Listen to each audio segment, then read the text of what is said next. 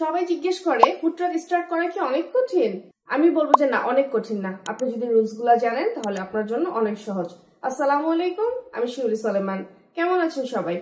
আজকে food truck কিভাবে open করবেন সেইটার ছোট্ট একটু ভিডিও করে আপনাদেরকে ইনফরমেশন দেওয়ার চেষ্টা করব। প্রথমে যেটা করতে হবে, আপনাকে পিক করতে হবে আপনি কি ফুড ট্রাক কিনবেন নাকি ফুড ট্রেইলার কিনবেন। এইটা ঠিক করার পরে আপনি যেটা করবেন, সবার আগে আপনার এলাকায়, I am talking about United states of America, আপনি যেই স্টেটে থাকেন আমেরিকার, সেই স্টেটের হেলথ ডিপার্টমেন্ট যারা লাইসেন্স দেয় ওদের সঙ্গে কন্ট্যাক্ট করবেন। ওদের সঙ্গে কন্ট্যাক্ট করলে ওরা আপনাকে ইনফোগুলো দিয়ে দিবে। সেকেন্ড, আপনাকে যেটা করতে হবে, সার্ভ সেফ সার্টিফিকেট দিতে হবে। এটা একটা পরীক্ষা দিতে হবে আপনাকে, অ্যারাউন্ড লাইক $300 আপনার স্পেন্ড করতে হবে এটার জন্য। পরীক্ষা যখন আপনি পাস করবেন ওরা আপনাকে একটা সার্টিফিকেট দিয়ে দিবে। আর এই সার্টিফিকেট ছাড়া কিন্তু আপনি ফুড ট্রাক কিংবা রেস্টুরেন্ট কোনোটাই ওপেন করতে পারবেন না। তারপর যেটা করতে হবে, আপনাকে যেতে হবে বিল্ডিং ডিপার্টমেন্ট। বিল্ডিং ডিপার্টমেন্টে গিয়ে আপনি বলবেন যে আপনি ফুড ট্রাক ওপেন করতে চান এবং আপনি কিরকম ফুড ট্রাক চান, এটা যখন আপনি ওদেরকে বলবেন তখন ওরা আপনাকে আরো ইনফরমেশন দিবে। তারপরে আপনি যেটা করবেন, থার্ড, আপনাকে যেতে হবে ফায়ার ডিপার্টমেন্ট। ফায়ার ডিপার্টমেন্টে গিয়েও আপনি ঠিক সেম ভাবে আপনি কোন ফুড ট্রাকটা কিংবা ট্রেইলারটা কিনতে চান কিংবা আপনি নিতে চান, আপনি সেটা বলবেন এবং এটা ওদেরকে বলতে হবে যে আপনার মেনিউটা কি। এইটা বলার পর ওরা আপনাকে আবার ইনফো দিবে। এখন আপনার কাজ হচ্ছে এই যে তিনটা ডিপার্টমেন্ট থেকে আপনি যে ইনফো কালেক্ট করলেন সেগুলো নিয়ে একটু লেখাপড়া করা, কারণ এই তিনটার মধ্যে অনেক সিমিলারিটি যেমন থাকে আবার অনেক ডিফারেন্সেসও থাকে। বিভিন্ন স্টেটের রুলস গুলা বিভিন্ন হয়ে থাকে। যেমন শিকাগোতে ওরা হচ্ছে কোনো গ্যাস সিলিন্ডার রাখতে দেয় না। কানেকটিকাটে আবার আপনি ওপেন কোনো জেনারেটর রাখতে পারবেন না। ওপেন মিনস যেগুলা কিনা ইনভার্টার না, যেটা কিনা কোয়াইট না। সো এরকম বিভিন্ন স্টেটের বিভিন্ন রিকোয়ারমেন্ট থাকে। সো আপনাকে এই সবগুলাকে নিয়ে একটু লেখাপড়া করতে হবে। তারপর আপনি যেটা করবেন সেটা হচ্ছে আপনি ফুড ট্রাক কিনবেন কিংবা ট্রেইলার কিনবেন, যেটাই কিনেন সেই কোম্পানির সাথে যোগাযোগ করা। কখনো একটা দুটো কোম্পানির সাথে যোগাযোগ করে আপনি কিনে ফেলবেন না। আপনি যেটা করবেন, মিনিমাম 15 থেকে 20টা ফুড ট্রেইলার কিংবা ফুড ট্রাক বিল্ড কোম্পানির সাথে যোগাযোগ করবেন। আপনি আপনার বাজেট কখনো বলবেন না, কিন্তু আপনি কি কি চাচ্ছেন আপনার ফুড ট্রাকের ভিতরে, কি কি ইকুইপমেন্ট, এটা ওদেরকে লিস্ট দিয়ে দিলে সেই স্টেট অনুযায়ী, সেই লিস্ট অনুযায়ী ওরা আপনাকে একটা এস্টিমেট পাঠাবে।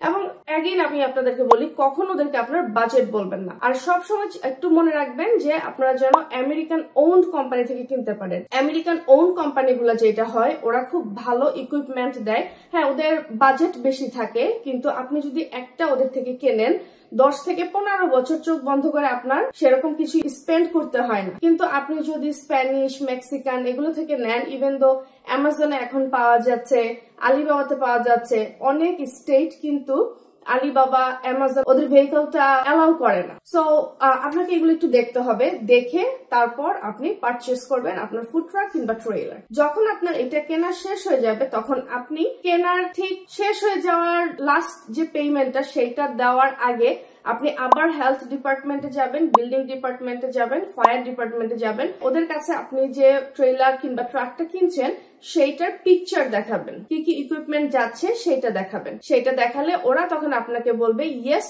Or no. যদি বলে নো, দেন আপনাকে ওদের সাথে আরো কাজ করতে হবে। আর যদি বলে যে yes, then you don't have to wait for last payment. আপনি লাস্ট পেমেন্টটা দিয়ে আপনার ভেহিকলটা আপনি বুঝে নেবেন। বুঝে নেওয়ার পরে আবার আপনাকে যেটা করতে হবে, আপনার অ্যাপ্লাই করতে হবে লাইসেন্সের জন্য। লাইসেন্স অ্যাপ্লাই করার সময় আপনার মেনু দিতে হবে। তখন ওরা আপনাকে লাইসেন্স দেওয়ার আগে কিছু প্রশ্ন করবে।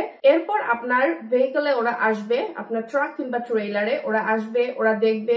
যখন ওরা আসবে তার হাফ এন আওয়ার কিংবা 1 আওয়ার এগো আপনাকে সব স্টার্ট দিয়ে রাখতে হবে।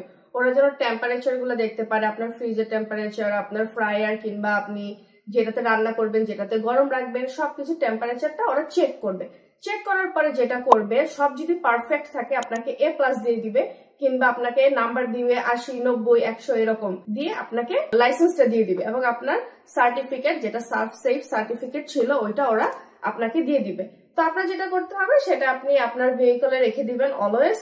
দেন এভাবেই আপনি শুরু করতে পারেন আপনার ফুড ট্রাক। তো ফুড ট্রাক চালু করার পরেই যেটা করতে হবে যে আপনার পারমিট নিতে হবে যে আপনি কোন এলাকাতে যাবেন, আপনার ভেহিকলটা কোন এলাকাতে যাবে, কোন এলাকায় এটা থাকবে, এটা হতে পারে কোনো অফিসের সামনে, হতে পারে কোনো পার্কের সামনে, হোয়াটএভার। আপনি যেটাই করেন না কেন পারমিট কিন্তু আপনাকে নিতে হবে। সেই পারমিট নেওয়ার ক্ষেত্রে সব সময় অনেক সাবধান থাকবেন, হুঁশিয়ার থাকবেন। যখন আপনি পারমিট নিতে যাবেন, যে রুলস গুলা থাকবে কখনো এই রুলস গুলা ব্রেক করার চেষ্টা করবেন না। তাহলেই আপনি দেখবেন যে আপনি লম্বা সময় একটা ভালো লোকেশনে থাকতে পারবেন, আর এভাবেই আপনি একটা ফুড ট্রাকের মালিক হতে পারেন, বিজনেস ওপেন করতে পারেন।